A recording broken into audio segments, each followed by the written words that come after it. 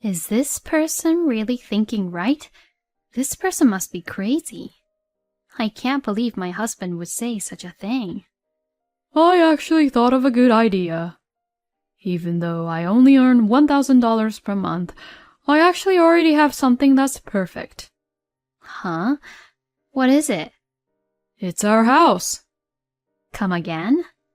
So I'm saying it's our new house that we built recently. Excuse me? What the heck is he saying? Is he okay? Wait a minute. Are you being serious? Of course, I'm always serious. I'm sure that Kim would cry with joy and enjoy this as her present, for sure. How could I even allow you to give away our newly built house to your sister? Shut up. In any case, I'm giving our new house to my younger sister as a wedding present. It's a done deal. If you don't like it, then we'll get a divorce. At this point, something completely snapped inside me. Fine, I understand. Let's get a divorce. I can't keep on doing this with you anymore. My name is Stephanie. I am 33 years old, and I work at a company. I have been married to my husband Sam, who is the same age as me for 3 years now. Sam and I are both working as company employees and living a nice and happy life. But there was one issue, and that was Sam's younger sister, Kim. Kim is 4 years younger than my husband and I, but she and my husband are very close, to the point that it seems to be going a little too far. You could say that Sam really loves Kim and is very protective of her, to the point that it feels like he's obsessive about his sister. When we were first married, Kim would visit us as almost every day, even when we were newlyweds. And there were times when Sam and I were supposed to be on a date. But then Kim would join, and all three of us would go out together. If this situation continued any longer, I honestly think divorce is the only choice. I had thought about it like that before, but at the time, Kim got transferred to a new job in a different place, so she stopped coming to visit us frequently. My husband looked very sad and said, "Why don't we move to where Kim lives?" when his sister first moved away, but hearing this, I felt like I almost wanted to hit him. After that, Kim and my husband would only see each other at Thanksgivings and other gatherings at Sam's parents' house. So, from then on, my husband started to care about me more, and our marriage was going well for a while. But our peaceful days would get ruined because of what would happen. It seems that Kim has come back here again. My husband was overjoyed and told me about it. Yay, I can hang out with Kim more again. I really can't wait to be with Kim. I was stunned, and even a little sickened by how Sam was being obsessive about Kim again, to the point of wondering if they were really siblings or not. And Kim didn't come back here just for a visit. She now has someone she is dating with the intention of getting married. She is currently living with that person, and she says that it is difficult for her to make time to hang out with Sam. Well, that's not surprising. My husband was depressed when he found out, but in the end he said, "Well, it's true. I have no right to interfere with Kim's love life." I was surprised, since I didn't know Sam could say such decent thing about Kim, but later, when I thought about it calmly, I felt angry because when we were just married, Sam would bring Kim over to our house so many times that Sam and I had no time for each other at all. I felt like Sam treated Kim way better than me. I even started to feel a little jealous. And knowing how I felt jealous, I felt a little disgusted with myself. Still, I was glad that things didn't go back to the way they were before, after Kim came back. We have been talking about buying a new house, which we had planned to do since the beginning of our marriage, and I was afraid and a little concerned that Kim would ruin our plans. My husband seemed to have given the idea of getting the new house some thought, and we finally bought the house we had always wanted. It will take a few months to finish the house, since we have some parts custom made.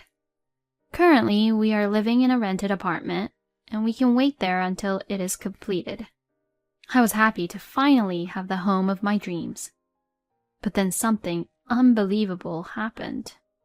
My husband suddenly quit his job. Why? We have a mortgage to pay. No, it's not that I don't work at all, you know. I will work part-time during the weekends. Why did you even do that, though? Because if I only work during the weekdays, I won't be able to hang out freely with Kim, right? Excuse me? Did he hit his head really hard somewhere?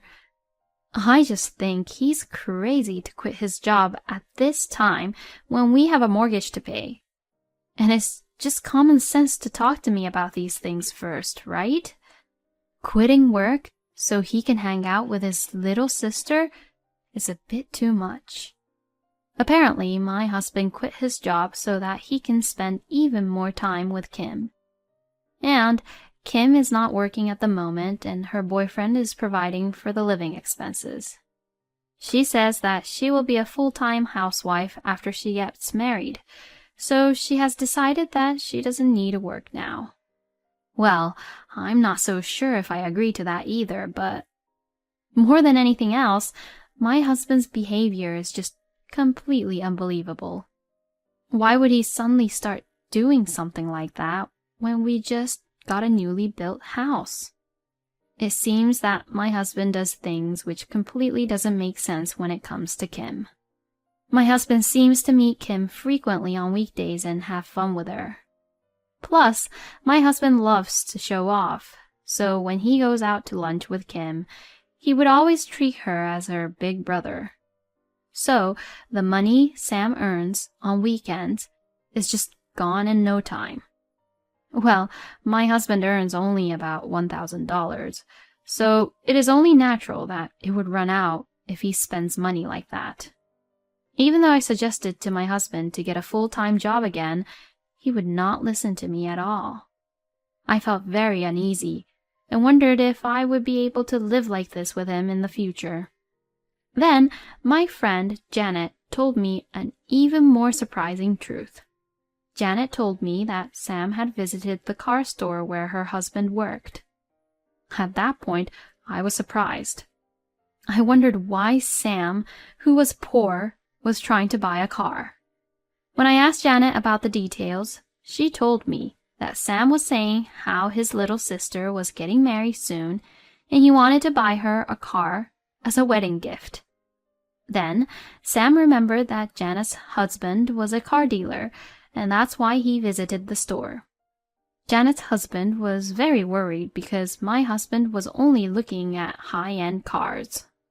No matter how much it was a wedding gift for Sam's precious sister, giving her a luxury car is just too much. I mean, what kind of siblings love each other like that? Janet's husband was worried if I had given Sam the proper permission to do so, and told Janet to contact me to make sure that I had been told about it. So instead of letting Sam make a decision right away, Janet's husband said, "Let's think it over once and make a decision after." I am so grateful to Janet's husband. I had no idea that my husband was doing that behind my back. When I came home from work that day, I immediately questioned my husband angrily. "Hey, what is the meaning of this? You're trying to buy a car for Kim's wedding present, aren't you?" What?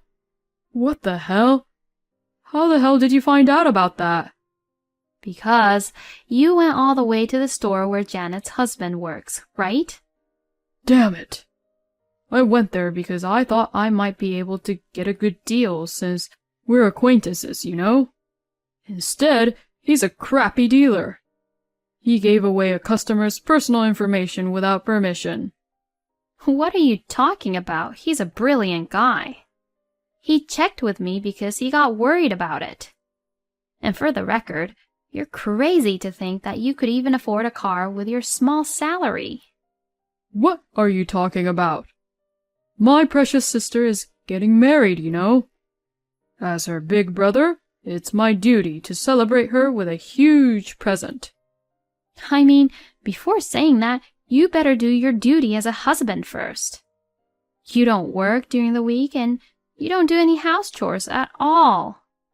And I mean, what's wrong with you? Quitting your job like that just so that you can hang out with Kim? That's just unbelievable. You're an only child. You wouldn't understand the bond between siblings. Well, even so, you being this obsessive about Kim is just abnormal. I don't need siblings to understand that. Huh? You're so rude. I just love and care for my sister. Why can't you understand that? Oh, no. Talking like this won't solve anything. Anyway, I'm definitely not allowing you to buy Kim a car for her wedding present. You need to be more realistic about things. I'll tell Janet's husband never to sell you any cars. My husband and I had a huge fight like this and spent the next few days not talking to each other. I really can't forgive him for this time. If my husband continues to be like this about Kim, I will really have to consider leaving him. So this time, I will definitely wait for my husband to reflect and apologize. I will never break down. However, contrary to my thoughts, my husband made some unbelievable comments. One day, my husband told me he needed to talk to me, so we sat across from each other on the living room sofa. There was a moment of silence. I guess Sam could tell that I was really angry with him because I had not spoken at all. Then my husband began to apologize and said, I'm sorry about the other day. I was out of line. I won't give Kim a car as her wedding present. I can't buy a new one now anyways. I was glad that he was sorry for what he said. Thank you for understanding. My husband is not able to make calm decisions when it comes to Kim, but this time he seems to have gotten himself together. I just hope he will start working as a full-time employee again. The next moment, while I was relieved, my husband opened his mouth and started to talk, saying, So, about the wedding gift to Kim. Oh yeah, what are we going to give her then? If it's a wedding gift, I think it should be something that they can use like dishes or like tablewares. No, I'm not going to give her something that small. Actually, I've got an idea. My husband grins as he said that. Even though I only earn $1,000 per month, I actually already have something that's perfect. Huh? What is it? It's our house. Come again? So, I'm saying it's our new house that we built recently. Excuse me? We're giving Kim our new house. How about that? It's the biggest gift anyone could receive as a wedding present, right? I was speechless and in shock that I almost fainted. What the hell is he saying? Oh, wait a minute. Are you being serious? Of course, I'm always serious. I'm sure that Kim would cry with joy and enjoy this as her present for sure. I don't even know what to say to you anymore. You really are stupid, huh? Of course, anyone would cry with happiness if they got a new house. How could I even allow you to give away our newly built house to your sister? I mean, what about the mortgage? Well, we'll figure it out. I'll pay it anyways. And you and Kim's husband can take care of the amount that I won't be able to pay for. You've got to be kidding me. I don't want to pay a mortgage for a house I won't live in. You are so selfish. Why don't you want to take care of my family that much? Well, I can't live up to your standards. Shut up. In any case, I'm giving our new house to my younger sister as a wedding present. It's a done deal. If you don't like it, then we'll get a divorce. At this point, something completely snapped inside me. So without a pause, I said this to my husband. Fine, I understand. Let's get a divorce. I can't keep on doing this with you anymore. With that, I immediately got out the divorce papers I had prepared. And I confronted them to my husband as I had already signed my part. My husband said, I don't need to stay married to someone who can't take care of my sister, and signed the divorce papers. I will never ever understand how this man thinks. I took the divorce papers, which we both had filled out, packed my bags, and decided to go home to my parents as fast as I could.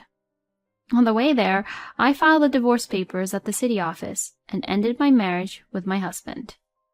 I didn't expect our divorce to go that easy. It was a bit of a letdown, but I don't want to be pushed around by that man anymore. Fortunately, the house was purchased when my husband was still a full-time employee, so the mortgage on the house is also in his name. So I withdrew the money I had put in as my share of the property from our shared account and parted ways with my husband. After that, I was living peacefully by myself in an apartment. But about a month after the divorce, I suddenly received a phone call from my ex-husband. Stephanie! It's all my fault. I'm sorry. Please, come back. Huh? Why now? I mean, it's too late, you know. I'm in a lot of trouble.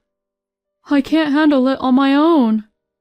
My ex-husband started blabbing on about what had happened since the divorce, even though I didn't ask him.